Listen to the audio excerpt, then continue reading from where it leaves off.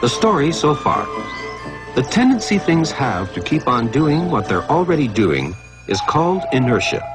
Mass is a measure of inertia. But in order to make a thing change what it's doing, you have to use force.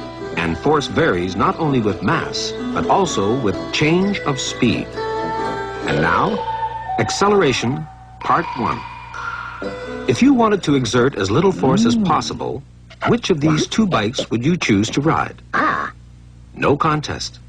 The modern racing bike has much less mass than the old-fashioned bike, and therefore much less inertia. So you'll need less force to make it move. But wait, is that all that force is proportional to? To mass? Isn't there something else? Yes, change of speed. Mustn't forget that. Force is also proportional to change of speed.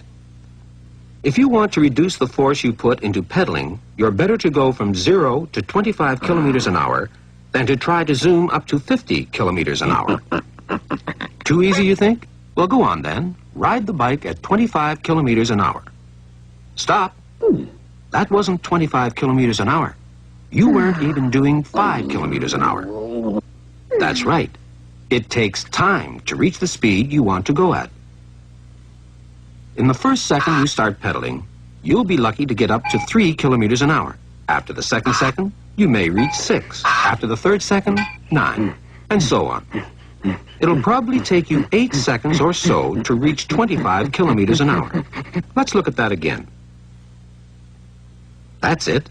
Now you're going at your top speed. Is this when you're exerting maximum force? You think so? Well, take your feet off the pedals then.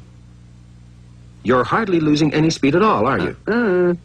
You're exerting 0 force, and yet if it weren't for the bumpiness of the road and the wind resistance slowing you down, you'd still be going at 25 kilometers an hour. Why?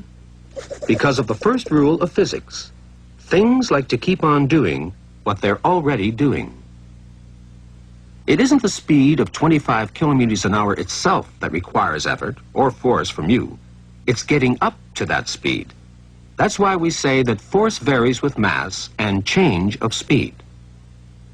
But the more quickly you change your speed, the more force you'll have to exert.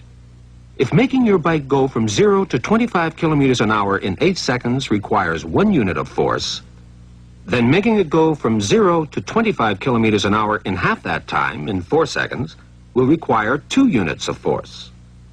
The thing is, we're not just talking about change of speed, but about an increase of speed in a certain time.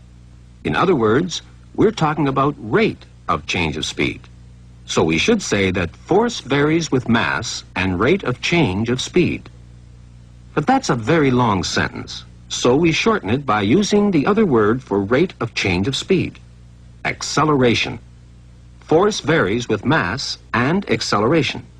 And we can shorten that still further by turning it into an equation. Force equals mass times acceleration, which just so happens to be the second rule of physics. This should be obvious to cyclists, and even more obvious to motorists, who are always going on about acceleration.